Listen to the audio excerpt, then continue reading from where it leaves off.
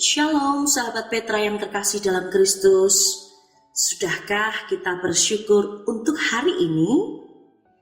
Pada embun pagi hari ini Sabtu 21 Oktober 2023, kita akan bersama-sama membuka hari dengan sapaan Sabda Tuhan. Bersama saya Pendeta Nugraheni Siwi Rumanti dari GKJ Ambarukmo. Tema renungan hari ini adalah perkataan. Bacaan dari Matius 14 ayat 9 sampai 10. Baik sahabat Petra, kita akan bersama-sama menyiapkan hati kita dan merendahkan diri kita di hadapan Tuhan. Mari kita berdoa. Allah, Bapa kami yang bertahta di kerajaan surga, kami bersyukur atas hari baru pemberian-Mu ini. Saat ini kami akan merenungkan sabda-Mu. Kiranya Roh-Mu yang kudus menaungi kami, sehingga kami mengerti kehendak-Mu dalam hidup kami. Bersabdalah ya Allah, karena kami siap mendengarkan. Amin. Sahabat Petra, bersama-sama kita akan membaca Alkitab kita dari Matius 14 ayat 9 dan 10. Matius 14 ayat 9 dan 10. Lalu sedihlah hati raja, tetapi karena sumpahnya dan karena tamu-tamunya diperintahkannya juga untuk memberikannya. Disuruhnya memenggal kepala Yohanes di penjara. Sahabat Petra yang terkasih dalam Tuhan, dalam hidup bersama di dunia ini, ada salah satu hal penting yang perlu kita perhatikan, yaitu bahasa atau perkataan kita. Mengapa? Mari sejenak kita membayangkannya. Jika dalam relasi kita, perkataan negatif, olok-olokan, bulian, kebohongan, dan lain sebagainya, itu terjadi dan kerap kali dilakukan, justru akan membawa relasi kita kepada kehancuran. Karena akan ada banyak orang yang tersinggung, bahkan sakit hati dengan perkataan kita itu.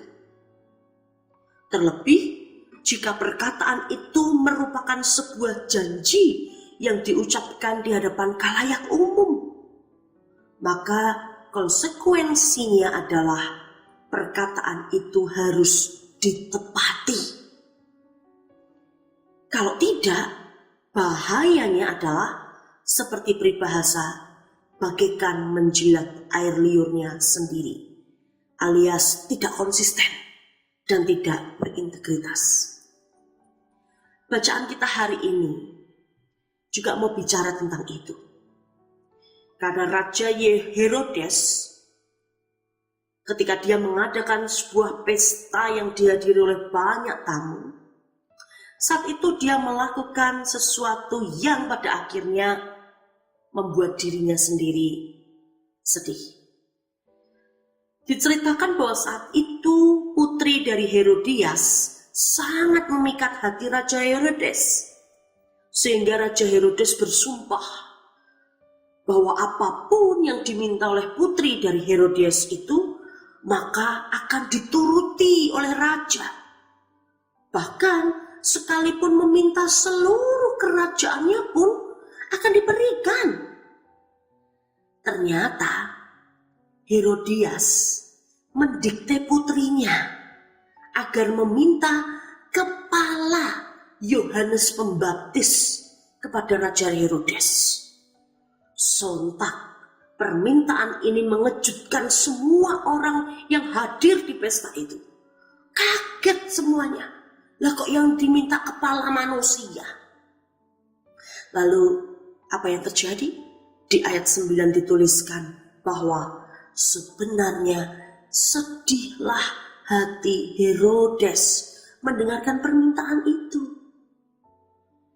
Kenapa dia sedih? Ya, dia tidak pernah menyangka bahwa putri yang memikat hatinya itu meminta sesuatu yang di luar ekspektasinya, di luar kemampuan yang bisa dilakukan oleh Raja Herodes sendiri.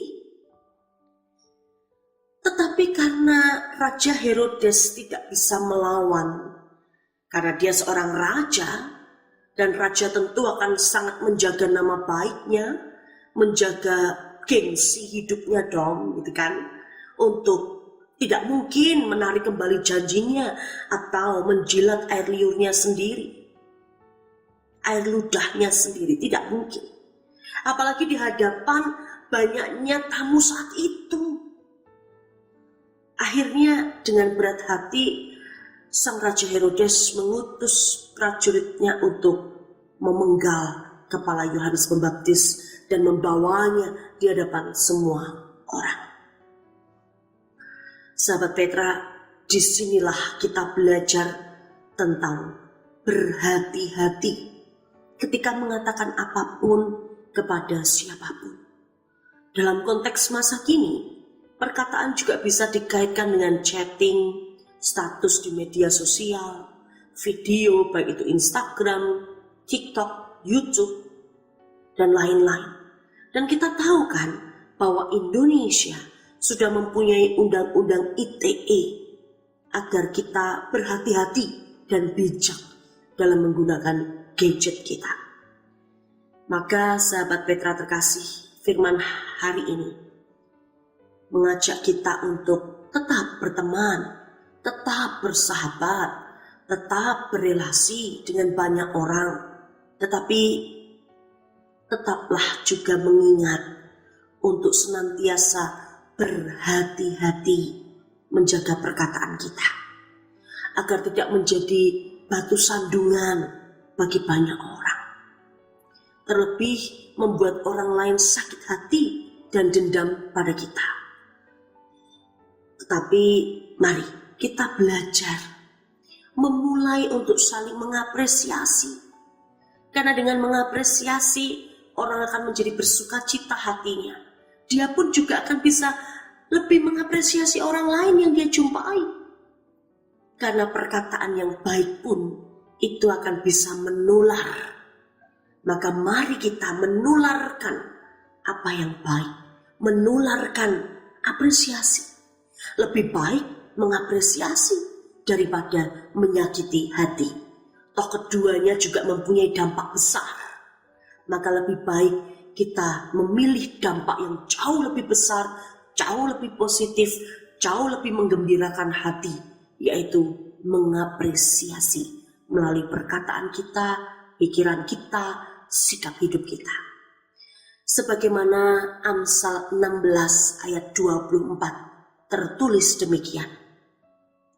Perkataan yang menyenangkan adalah seperti sarang madu, manis bagi hati dan obat bagi tulang-tulang. Amin. Mari kita bersama-sama berdoa. Allah Bapa, kami bersyukur atas firman-Mu. Mampukanlah kami untuk tetap menjaga perkataan kami di hadapan Tuhan dan sesama kami, agar apa yang kami ucapkan sungguh-sungguh menjadi berkat bagi banyak orang. Terima kasih ya Tuhan, di dalam nama Tuhan Yesus Kristus Putra-Mu kami berdoa. Amin. Demikian sahabat Petra terkasih dalam Kristus, kiranya sabda Tuhan meneguhkan dan menguatkan kita senantiasa, khususnya di dalam menjalani waktu sepanjang hari ini. Selamat mengapresiasi tanpa pernah menyakiti. Materi renungan ini bersumber dari Sabda Winedar atau Sadar karya Sinode GKJ. Saya, Pendeta Nugraheni Siwi Rumanti dari GKJ Ambarukmo, mohon diri dan mohon maaf apabila ada kata, yang kurang berkenan. Sahabat Petra, selamat mengisi waktu sebagai saluran berkat Tuhan hari ini. Tuhan Yesus memberkati.